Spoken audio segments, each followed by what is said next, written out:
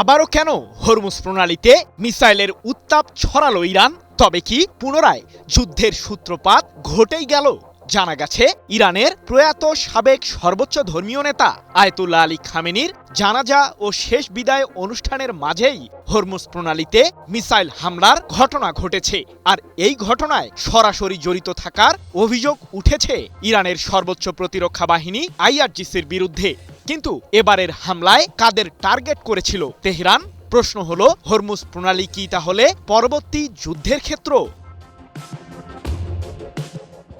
মধ্যপ্রাচ্য জুড়ে যুদ্ধের উত্তাপ যেন কোনোভাবেই কমছে না। কয়েকদিন পরপরই একে অপরের বিরুদ্ধে হামলা চালিয়ে যুদ্ধের ময়দান উত্তপ্ত করে তুলছে ইরান ও যুক্তরাষ্ট্র। মার্কিন সামরিক বাহিনীকে পেছন থেকে অবশ্য উস্কানি দিচ্ছে ইসরায়েল। কারণটা বেশ পরিষ্কার, ইরানের কাছে থাকা বিপুল পরিমাণ সমৃদ্ধ ইউরেনিয়াম ও দেশটির ক্ষেপণাস্ত্র কার্যক্রম ধ্বংস করতে চায় ইহুদিবাদীরা, যা কূটনৈতিক তৎপরতার মাধ্যমে বন্ধ করতে ব্যর্থ হয়েছে যুক্তরাষ্ট্র। এদিকে বিশ্বের অন্যতম বৃহৎ জ্বালানি তেলবাহী সামুদ্রিক রুট হরমুজ প্রণালীকে ঘিরে তুমুল উত্তেজনা বিরাজ করছে যুক্তরাষ্ট্র ও ইরানের সরকারের মাঝে। তেহরানের দাবি, হরমুজ প্রণালীর নিয়ন্ত্রণ নেবার অধিকার কেবলই ইরানের রয়েছে। তবে তাদের এই দাবিকে মানতে নারাজ যুক্তরাষ্ট্র। মার্কিন প্রশাসন মূলত এক প্রকার জোর করেই বৈশ্বিক এই জ্বালানি রুটটির নিয়ন্ত্রণ নিতেই মরিয়া। কিন্তু প্রশ্ন হলো, হরমুজের নিয়ন্ত্রণ কেন ধরে রাখতে চায় ইরান?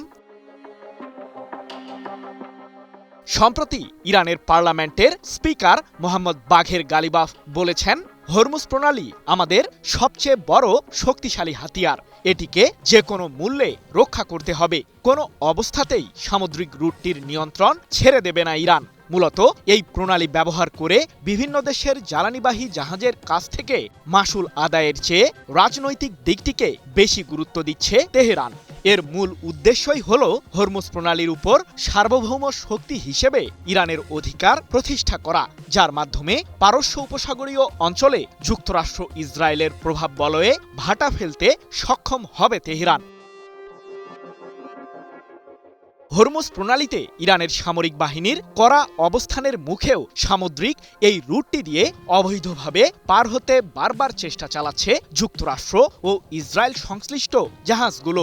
ইরান জুড়ে যখন আয়াতুল্লাহ আলী খামেনির জানাজা ও শেষ বিদায় অনুষ্ঠানকে ঘিরে শোকসভা চলছে, ঠিক তখনই হরমুজ প্রণালীতে ঘটল নাটকীয় ঘটনা। জানা গেছে, সামুদ্রিক এই প্রণালীটি দিয়ে পারাপারের চেষ্টা করছিল জ্বালানিবাহী দুইটি বাণিজ্যিক জাহাজ। এ সময় আইআরজিসি ছোড়া দুইটি ক্ষেপণাস্ত্রেই ঘায়েল হয় ওই জাহাজগুলো। তবে এই চাঞ্চল্যকর কাণ্ডে কোনো হতাহতের ঘটনা ঘটেনি।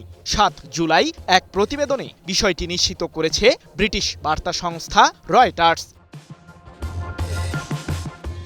কিন্তু এর পেছনে কি যুক্তরাষ্ট্র ও ইসরায়েলের কোনো যোগসাজশ রয়েছে? আমাদের উঠে দাঁড়াতে হবে। সকল অন্যায়ের বিরুদ্ধে রুখে দাঁড়ানোর এনার্জি পার্টনার। মার্কিন প্রশাসনের সাথে ইরানের সাময়িক সমঝোতা চুক্তি হলেও হরমুজ প্রণালী ব্যবহার করে জাহাজ চলাচলের উপর কড়া অবস্থানে তেহরান। এ বিষয়ে ইরানের সরকারের পরিষ্কার বার্তা, চুক্তি হলেও তেহরানের অনুমতি ছাড়া কোনো জাহাজ হরমুজ প্রণালী পার হতে পারবে না। তবে নতুন হামলার ঘটনার সাথে ইহুদিবাদীদের কোনো যোগসাজশের তথ্য পাওয়া না গেলেও জানা গেছে, কাতারের একটি জ্বালানিবাহী ট্যাঙ্কার জাহাজ মারাত্মকভাবে ক্ষতিগ্রস্ত হয়েছে। চলতি বছরের ফেব্রুয়ারিতে ইরানের বিরুদ্ধে ইহুদিবাদীদের আগ্রাসন শুরু হওয়ার পর এই প্রথম কাতারের কোনো জাহাজ হামলার শিকার হলো। সৃজন মাহমুদ, নিউজ 24।